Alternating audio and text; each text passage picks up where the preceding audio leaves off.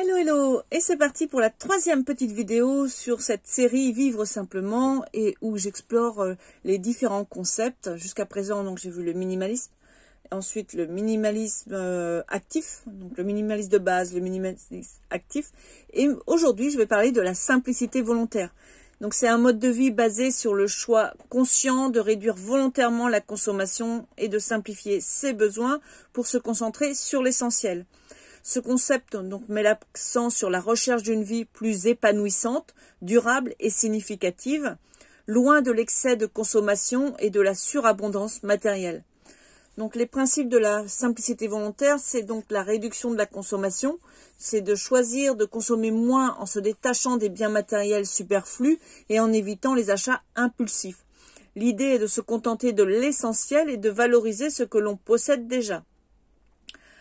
Alors, focus sur les expériences. Donc, prioriser les expériences, les relations humaines et le développement personnel plutôt que l'accumulation de biens matériels. La simplicité volontaire donc encourage à trouver la joie dans les activités simples et enrichissantes. Donc, c'est aussi un respect de l'environnement, adopter des pratiques de vie qui minimisent l'impact environnemental, comme réduire les déchets, utiliser des ressources renouvelables et opter pour des produits locaux et durables.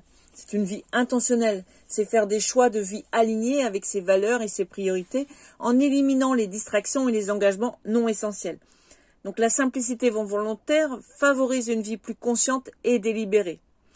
C'est aussi lié à l'autonomie et l'autosuffisance, encourager l'autonomie personnelle en développant des compétences pour produire soi-même certains de ses besoins, comme cultiver un jardin ou faire ses propres produits ménagers.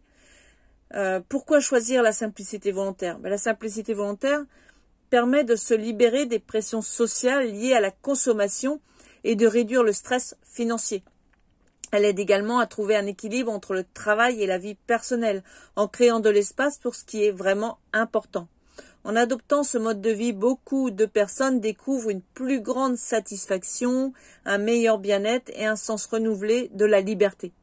C'est un chemin vers une vie plus équilibrée et significative qui respecte l'environnement et valorise les relations humaines et les expériences authentiques. Les différences clés entre le minimalisme de base, le minimalisme actif et la simplicité volontaire. Donc il y a d'abord l'histoire par rapport à la portée. La simplicité volontaire, c'est une philosophie de vie plus large qui inclut des aspects éthiques et environnementaux. Le minimalisme se concentre principalement donc sur la réduction des possessions matérielles. Et le minimalisme actif, c'est une extension du minimalisme de base qui inclut la gestion intentionnelle de toutes les ressources personnelles, y compris le temps et l'énergie. Alors, quelles sont les motivations pour adopter tel ou tel ou pour s'intéresser à tel ou tel concept? La simplicité volontaire, c'est souvent motivé par des préoccupations éthiques et écologiques. Le minimalisme est souvent motivé par le désir de réduire le stress et de vivre de manière plus épurée. Et le minimalisme actif est motivé par un désir d'efficacité et de vivre plus pleinement selon ses priorités. Alors la simplicité volontaire peut impliquer des changements dans le mode de vie global. Par exemple, ça peut impliquer de changer de carrière pour une meilleure qualité de vie. Alors tandis que le minimalisme se concentre plus sur l'environnement physique et immédiat. Et le minimalisme actif va plus loin en appliquant des principes minimalistes à tous les aspects de la vie quotidienne. Donc chacun de ces concepts propose une approche différente, mais complémentaire pour mener une vie plus simple, plus significative et plus en accord avec ses valeurs profondes. Tout ça, ce sont que des termes, mais c'est intéressant, du moins je trouve pour ma part, d'intéressant d'aller voir ce qui se cache derrière chaque terme. J'ai cette curiosité de comprendre chaque concept. Et tu vas voir, il y en a encore, j'aurais dû te les noter, il y en a encore pas mal.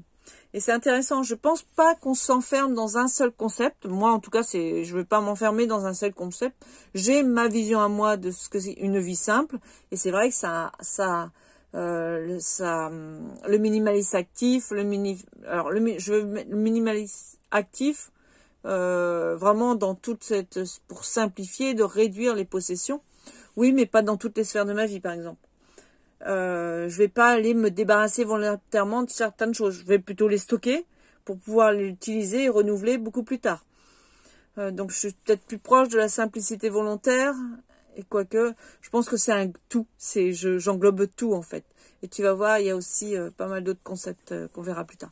Voilà, je vais pas faire une vidéo trop longue. Donc, je te souhaite n'hésite pas à t'abonner à ma chaîne si ce n'est pas déjà fait.